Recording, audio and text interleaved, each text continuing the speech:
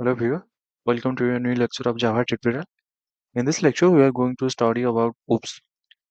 And one more thing, I just wanted to remind you that I have already uploaded some uh, videos of this tutorial. If you have not watched it, I will share the playlist link in the comment section. You can refer from there. And also, we'll share the document link in the comment section. If you want, you can refer. OOPS means object-oriented programming. Okay, so why it is used? It is used to solve some of the problems which was there in the procedural programming language. Okay, right? जैसे कि procedural language like सी, right? ये सब में क्या होता था कि अगर कोई स्मॉल प्रोजेक्ट है, राइट, उसमें क्या होता है, नंबर ऑफ कोड कम होता है, तो मेंटेनेंस वगैरह सही है उसमें, राइट? बट अगर कॉम्प्लेक्स होता है कोई प्रोजेक्ट, राइट, तो उसके वजह से नंबर ऑफ कोड भी इंक्रीज होता है, तो उस टाइम वो कोड को मेंटेन करना इतना इजी नहीं था प्रोसीजरल अप्रोच में, right? So that's why oops Kemps, right? तो इसके वजह से क्या होता है ना कि ऊप्स फॉलो करता है class and object concept, right? Like मान लीजिए कि class is like a blueprint and object is like a instance of that blueprint. Okay, right? जैसे कि अ, एक बिल्डिंग बनाने के लिए आप लोग क्या करते हैं, पहले एक डिजाइन बनाते हैं, right? उसके बाद उसी डिजाइन को लेके आप लोग बिल्डिंग बनाते हैं। ओके, तो सेम है यहाँ पे concept, right? It's class can have multiple objects. Okay, that means one class can have multiple object. Okay, so that behave differently.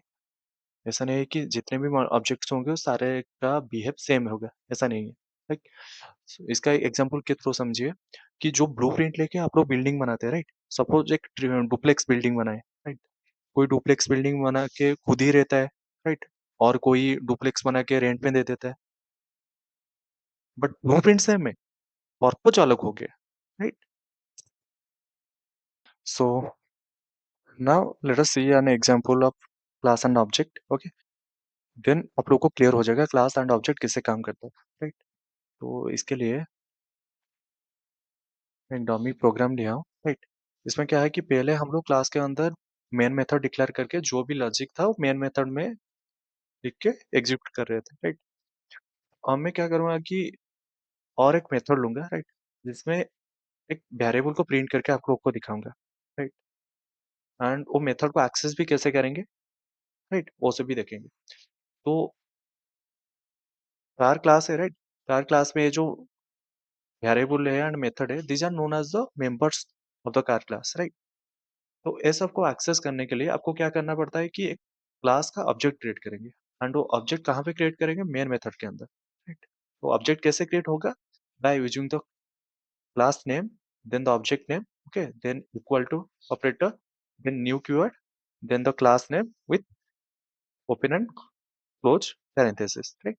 तो उसके बाद क्या करना है, जो भी ऑब्जेक्ट नेम आप दिए हैं उसी ऑब्जेक्ट नेम के थ्रू आप लोग कोई भी मेंबर को एक्सेस कर पाएंगे कार क्लास का, राइट? जैसे आप लोग को अगर एक्सेस करना है show car name method, right, उसके लिए क्या करना होगा, यहाँ पे class object name dot method name, right? तो इससे क्या होगा, जो भी लिखा गया होगा शो कार नेम में वो एग्जीक्यूट हो जाएगा, राइट? इसको रन करके देखते हैं,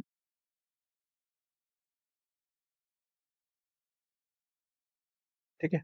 अब ये जो भी स्टेटमेंट मेंशन था मेथड के अंदर वो वाला प्रिंट होके आ गया, right? Car name is, car name variable में जो भी वैल्यू है वो प्रिंट हो रहा है, right? Car name is, right?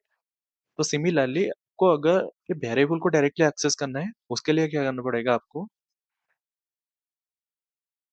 Similarly जैसे ऑब्जेक्ट के थ्रू आप मेथड को एक्सेस किए थे उसी टाइप का ऑब्जेक्ट के थ्रू वेरिएबल को भी एक्सेस करेंगे, राइट?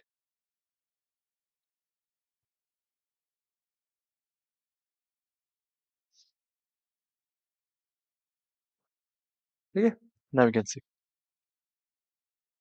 ओके, तो आप लोग का माइंड में एक क्वेश्चन आ रहा होगा कि शो करने मेथड में मैं डायरेक्टली एक्सेस किया वेरिएबल को, राइट, पर मेन मेथड के अंदर मैं ऑब्जेक्ट क्यों यूज कर रहा हूँ, बिना ऑब्जेक्ट का एक्सेस कर पाएंगे? नहीं, क्यों? क्योंकि मेन मेथड एक स्टैटिक मेथड है, राइट? स्टैटिक मेथड से ओनली स्टैटिक मेंबर्स को ही एक्सेस किया जाता है, नॉन स्टैटिक मेंबर्स को एक्सेस नहीं किया जाता, राइट। यहाँ पे वार्निंग आ गया, क्या, non static variable can name can not be reference from a static context. That means variable name जो है एक नॉन स्टैटिक वेरिएबल नेम है, राइट। तो इसलिए स्टैटिक मेथड से हम लोग एक्सेस नहीं कर पाएंगे। Got it? So now let us see another concept, constructor, right? Constructor होता क्या है? Constructor is a special method, right? Why it is used? It is used to initialize the objects. Okay? तो object जब create होता है, constructor method जो है वो कॉल हो जाता है ऑटोमेटिकली, राइट। देन उसी मेथड में जो भी लिखा गया हो वो एग्जीक्यूट हो जाता है एट दैट टाइम, राइट। इसका भी एक एग्जांपल लेके समझते हैं।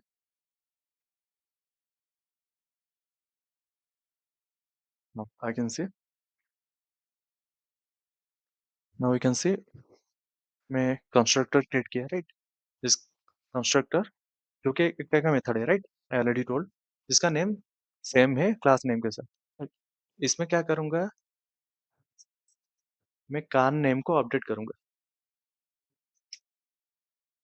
Okay, now we can say मैंने कंस्ट्रक्टर क्रिएट किया, राइट। जैसे बोला था कि कंस्ट्रक्टर एक मेथड है, राइट, जो मेथड का नेम सिमिलर होगा क्लास नेम के साथ, राइट। तो इसको मैं एग्जीक्यूट करूंगा जब ये ऑब्जेक्ट क्रिएट होगा, राइट। ऑब्जेक्ट क्रिएट करने के टाइम एक वेरिएबल पास किया, राइट, जो कि ये कान नेम वेरिएबल में अपडेट हो जाएगा, राइट। पहले क्या प्रिंट होता था, BMW प्रिंट होता था, राइट। देन ऑब्जेक्ट क्रिएट होने के बाद ये ऑडी प्रिंट होगा, राइट। इसको रन करके देखते हैं।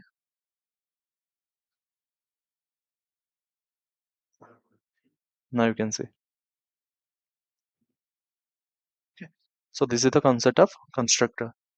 So now let us understand the concept of inheritance. Okay, so what is inheritance? Inheritance, it's a mechanism by which we can access the members of a class from another class, right? Suppose मानिए आपके पास दो class है class B, right. Class A में जो भी members होंगे उसको हम लोग क्लास बी से एक्सेस कर पाएंगे, राइट। तो इसका एक रियल लाइफ एग्जांपल लेते हैं। Okay, so let's suppose animal एक क्लास है, राइट। इसके अंदर क्या क्या एनिमल्स आ सकते हैं? Dog can come, cat, right. So these are known as the animals, right. इनका क्या है, जो बिहेवियर होता है वो सेम होता है ना, right. Like they eat, they sleep, okay, they bark, okay, similarly. तो इसको हम लोग एक एग्जाम्पल के थ्रू समझते हैं, जो कि आप लोग को समझने के लिए इजी हो जाएगा।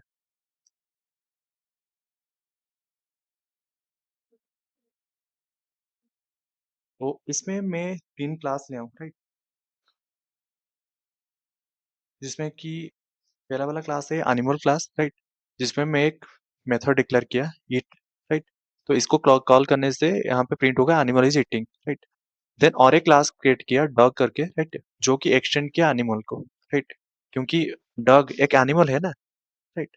तो डॉग क्या क्या कर सकता है, dog can bark, dog can eat, right. तो ये वाला क्लास में ओनली बार्क मेथड में यूज किया, राइट। तो ईट मेथड के यूज करने के लिए मैं क्या किया, ईट को एक्सेस करने के लिए मैं तो क्लास नेम में क्लास नेम के बाद कीवर्ड यूज किया एक्सटेंड्स, उसके बाद जो क्लास को आपको इनहेरिट करना है, राइट, तो उसका नाम लिखना है। तो इससे क्या होगा, एनिमल क्लास में जो भी मेंबर्स होंगे वो सारे इनहेरिट्स होके डॉग क्लास में ऐड हो जाएंगे, राइट। तो हम लोग डॉग का ऑब्जेक्ट जो बनाएंगे उसका हेल्थ से हम लोग एनिमल क्लास में जो भी मेंबर्स होंगे उसको एक्सेस कर पाएंगे, राइट। देन मैंने मेन क्लास एक लिया, right.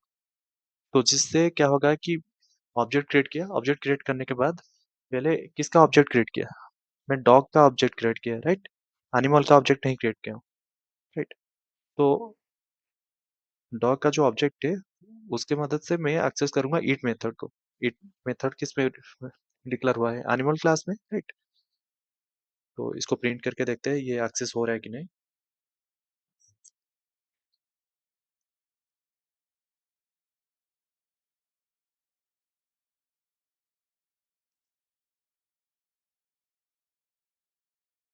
Okay, now you can see it's showing animal is eating.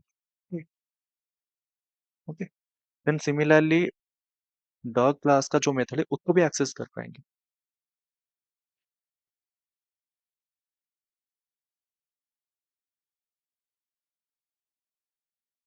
Right, now you can see it's showing both animal is eating then dog is barking.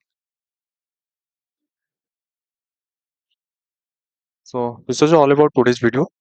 We'll see other topics in our next lecture. Thank you.